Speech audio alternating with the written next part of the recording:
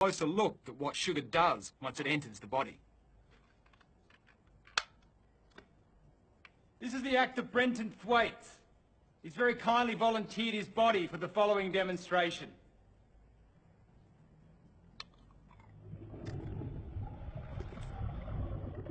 After sugar enters the body, it splits into two parts, fructose and glucose, both of which make their way to the liver.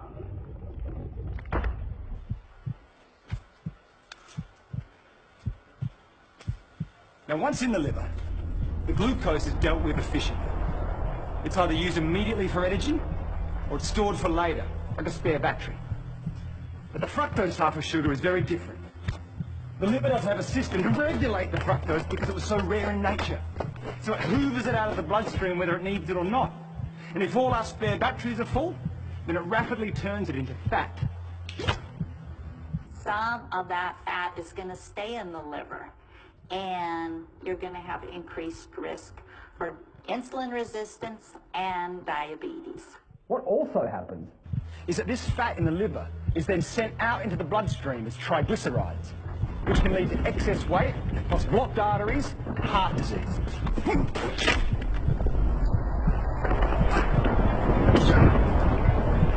Now, when we're eating lots of sugar and other carbohydrates like bread and pasta, we're producing lots of glucose.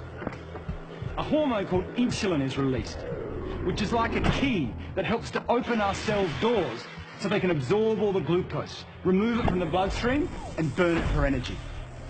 The more glucose in the blood, the more insulin is released. But the key point for us is that while this insulin is in the blood dealing with all the glucose, it tells our fat cells to hold on to the fat. It actually turns off our fat-burning processes.